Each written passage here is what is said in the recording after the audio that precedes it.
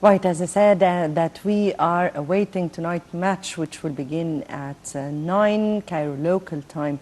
And to have some analysis to the sports ahead of this much anticipated match between Egypt and Cameroon, we have with us sports analyst and critic Mr. Diya Salah. And thank you for joining us. Thank you for having me.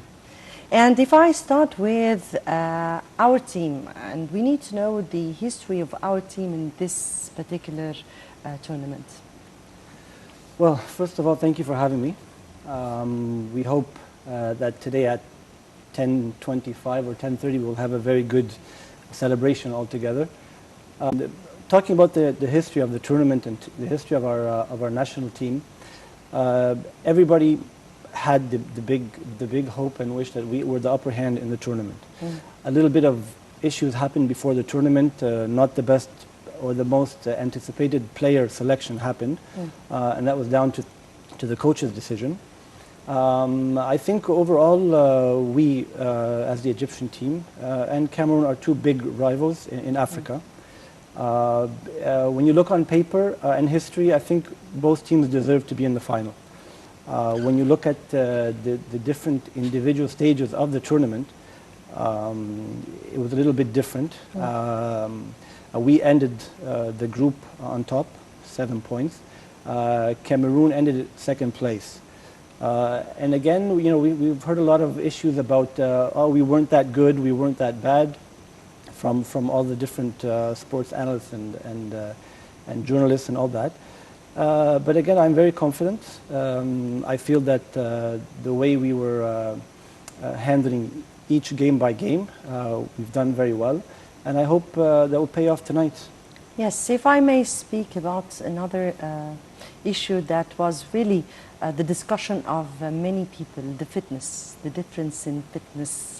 And will our team be able to continue as they did the last 120 exact minutes?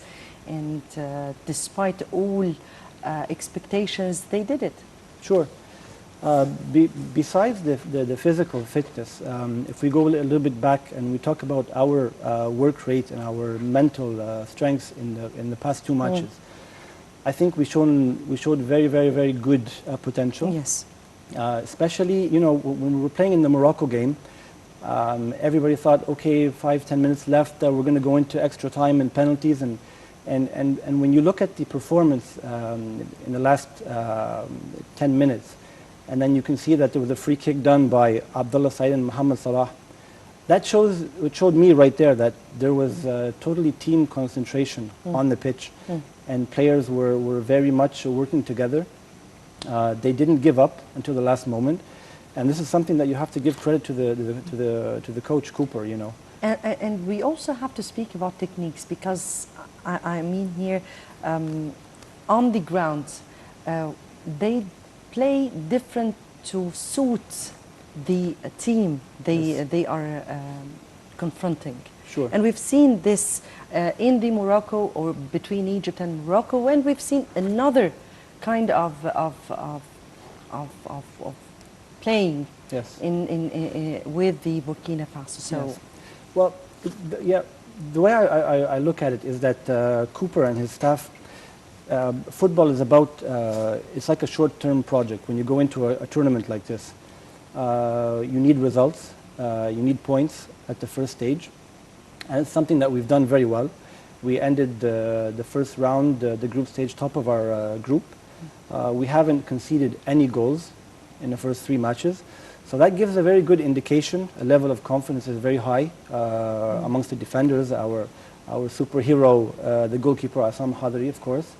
And when you look at figures today, I mean, most of the modern football clubs and coaches, they always rely on a lot of performance analysis and data.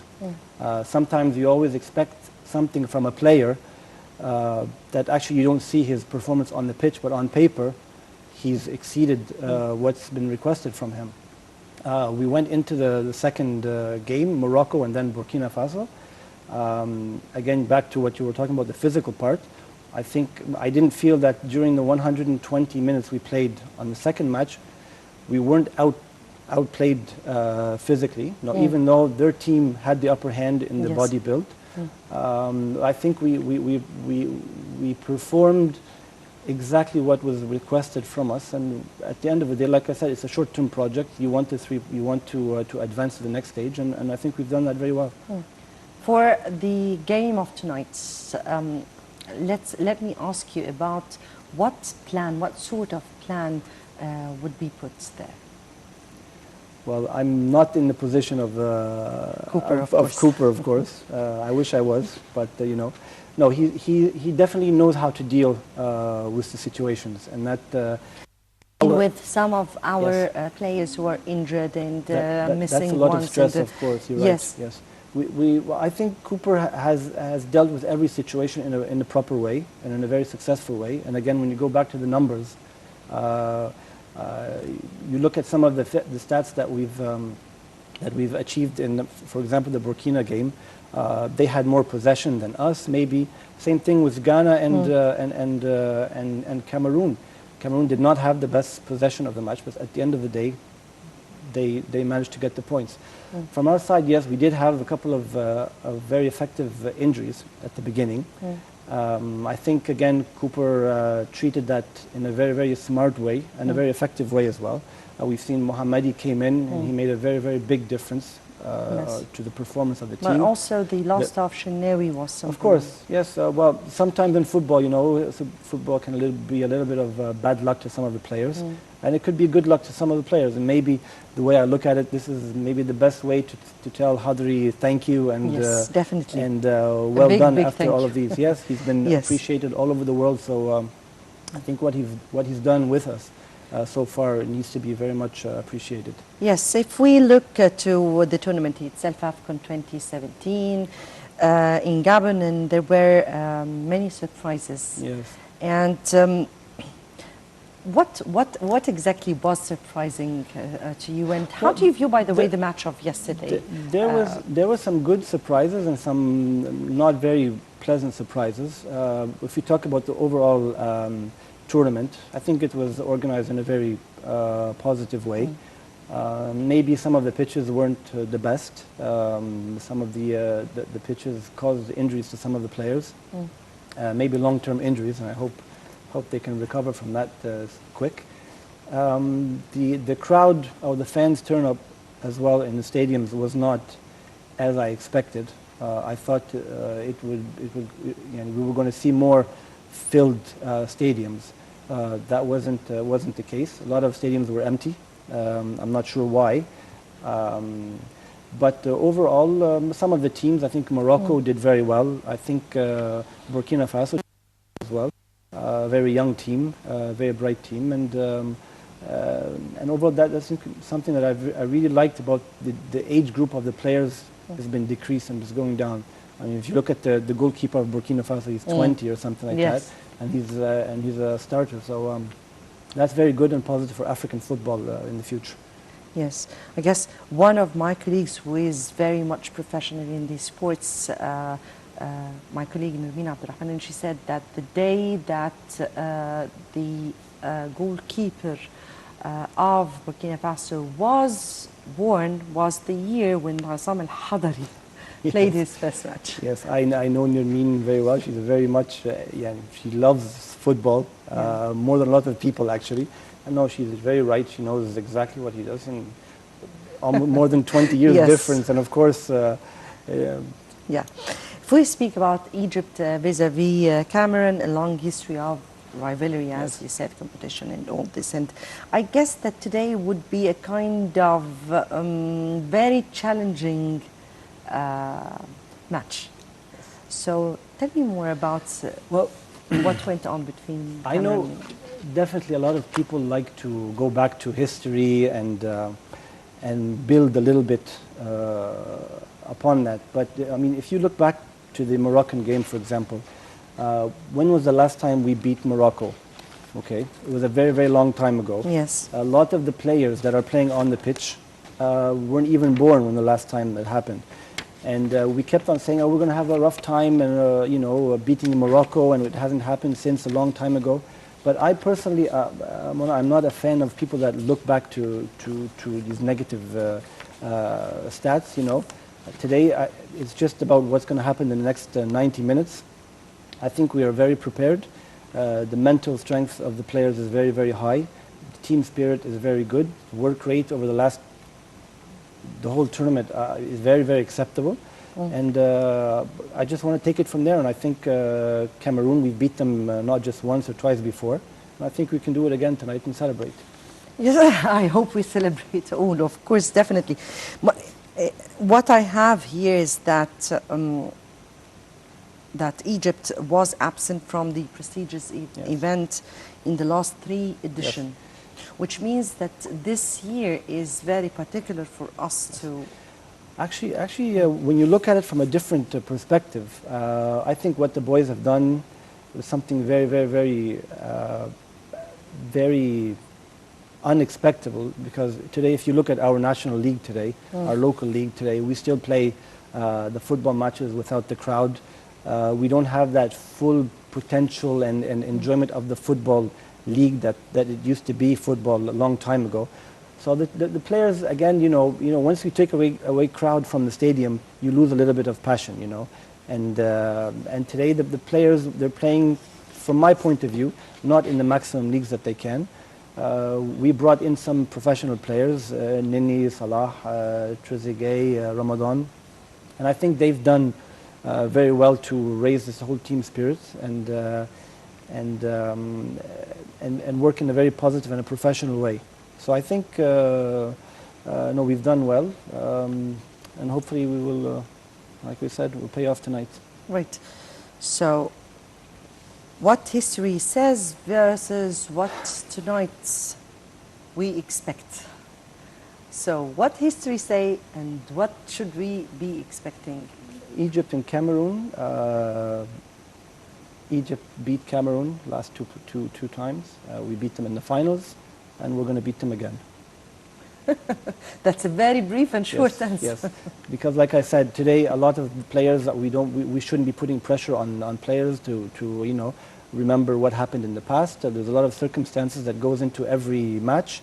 Today we just have to look ahead of us and do our best. Right. If I may speak about crowds.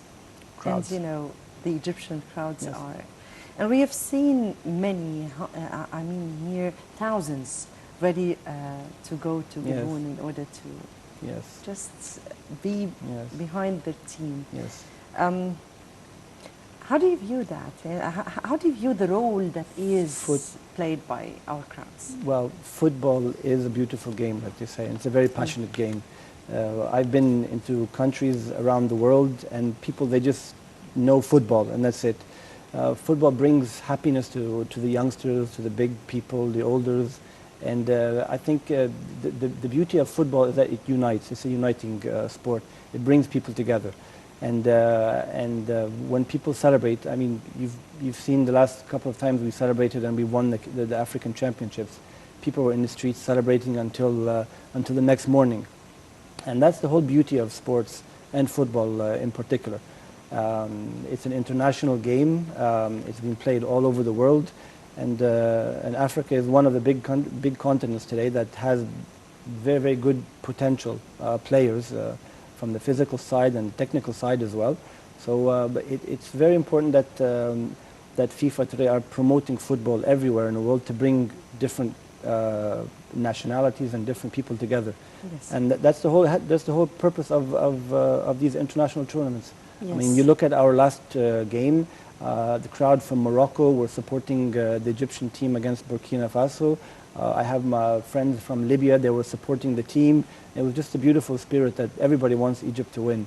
Yes, definitely, and we've seen that from our Arab countries, even those who participated in the tournament. Yes. You said very much, just to wrap up our conversation here, but you've been speaking about states that have participated in this year's tournament, and they all showed great efforts. Yes. If we just can give a hint on some of them who really participated. Yes, I think if you look at the Burkina Faso team, for example, I think they've done very well to reach the semis.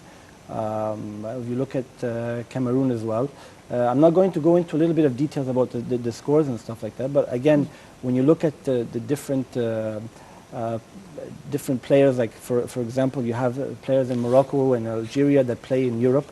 They've came in and have done extremely well. But from my point of view, I think Morocco, Burkina Faso have done very well, and they were very much surprising during the tournament. And maybe a lot of people expected that Burkina Faso might reach the final, and that tells you a lot about the performances, the work rate that they've had, and I think that they've done well. And I think maybe the next tournament they'll do much better when their players grow a little bit and get a little bit more experience and mature a bit. Well, yesterday we've seen the third and fourth. Yes. And how do you evaluate this match? They won in a very late goal, but you know, again, the third and the fourth place when you play, it's not always a very good measurement of football, because you know both teams have been eliminated from the round, and they wanted to play in the final. A lot of coaches sometimes they let their key players rest because they've had a long tournament. They let in the subs, the younger players. They come in. So yeah, Burkina Faso, I think they deserve to reach third in the tournament. Yes. Finally here, and I said finally because really that amazed lots of people, the referees. And your evaluation to particularly the Egyptian matches. Well, at the end of the day, I'm going to say a referee is a human being at the end. And I really don't think that anything was done intentional or unintentional by any of the referees. I don't want to look or to evaluate referees. You know, we're in the final now, and no matter what the referees have done, tough luck for them. We've overcome whatever we had to problems we had, and I think we're in the final right now. Yes, I guess that is a very diplomatic answer, but yes. Mr. Diaa Salah, sports analyst and critic, thank you very much for your input here. Thank you very much for having me, and hopefully tonight we will all be celebrating at 10:30. Yes, and we're crossing our fingers. And best of luck to our team playing there in Gabon. We all hope for them best of luck there.